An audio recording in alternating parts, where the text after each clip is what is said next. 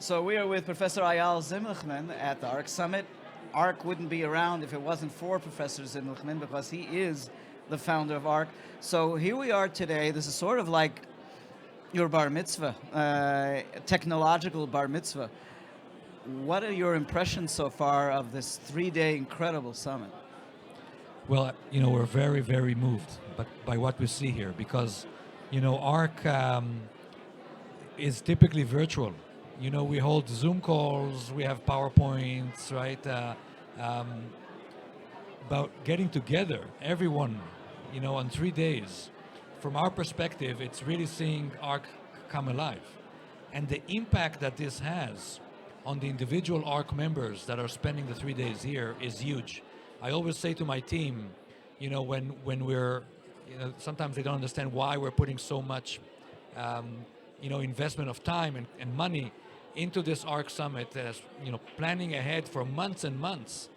And I said the energy that the ARC Summit creates will propel us forward for the next year until the next ARC Summit. What's the difference between the energy of the ARC Summit as opposed to the FOH?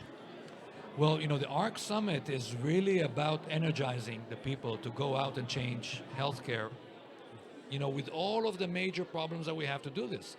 Huge amounts of barriers, being a very conservative sector, as in healthcare.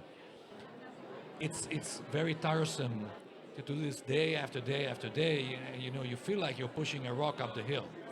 We need this energy. This is what we do here on the 3 days. We recharge our batteries to go back into the battlefield and push these transformation efforts forward. Okay, so FOH is about coming up with a vision. okay. I always say that's the easy part. It's not always easy to agree on a vision, but obviously just agreeing on a vision is step number one. Executing on the vision, as you'll agree, is the challenge. So within the realm of these 3 days, you've signed agreements, let's see, with the state of Victoria in Australia, General Catalyst, A-Moon. I could continue because there are even more. Of course, Deloitte. And Deloitte being the cherry on the cake. I mean, you have to be, say bar mitzvah, this is like actually being the father of the bride. So where do you go from here? What do you take going forward from the ARC Summit in the next 6 months? So we really believe, like a bar mitzvah, that this is a turning point for ARC. And typically the ARC Summits have been turning points also in the past. The Deloitte deal that we signed this week will have a huge impact on ARC, will have a huge impact on the globe. This is how we truly believe over the next couple of years. So as we look forward into the next couple of months, we're definitely going to do a lot of work to coordinate our efforts with Deloitte, to be able to reach out to every healthcare organization on the planet and suggest our services to come in and promote innovation and transformation. So thinking about what's going to happen by next year, I think ARC is definitely at a turning point. Okay, and when you sign with General Catalyst and you sign with A-Moon and you sign with Deloitte, there are specific types of technologies that have brought them to ARC. What are the things that you believe has spurred their interest so much in ARC? What technologies do you think are emerging from ARC that have spurred this interest? And there'll be more. We all know there'll be more signing with us in the next year. I think that it's a combination of the technology and the implementation or transformation. A lot of technologies are great technologies but fail on implementation. What ARC is doing very well is this connection to the actual market and the market needs, because Sheba, as you know, we are the market. We know exactly where the pain points are, we know exactly what is needed, and we understand how critical it is to make sure that the implementation works. Okay. The technologies are around the areas we're all focused on, whether it's artificial intelligence, whether it's telemedicine, whether it's extended reality. We've seen a lot of that yesterday displayed at Sheba. We're talking about AI-based hospital. We're talking about companies like ADOC or ASAP that are going to revolutionize how we handle care at the hospital. All of these are technologies that are transformational, and as you can see, the whole world is interested in them. You said transformational.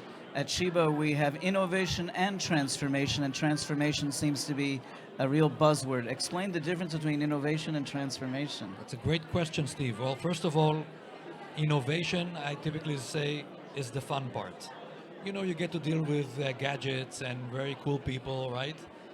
Transformation is painful. To go through transformation, you have to change what you were doing for your entire life. And as we know, human beings are averse to transformations, and doctors and nurses specifically are even more averse to transformation and to change. How do you create those changes on a large magnitude? Because this will drive the value at the end of the day. This is the real challenge. Somebody tells me that he's gone through a transformative process. I usually ask, was it painful? If the answer is no, I would tell him, you've not gone through transformation.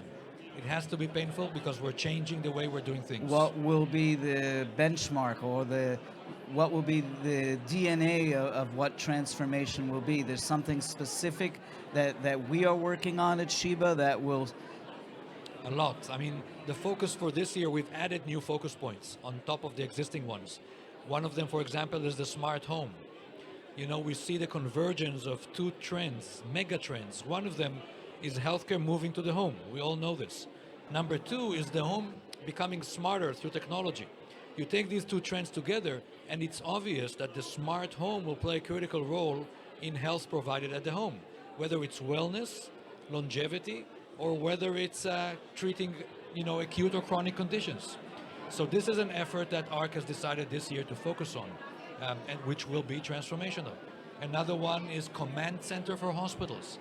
How do we use artificial intelligence, analytics, and automation to really improve efficiency and effectiveness inside the hospitals? We know we're lacking on these two issues. So this is another transformation that ARC is going to really lead the way on. And there are other topics as well. Thank you, and Mazal Tov. Thank you, Steve.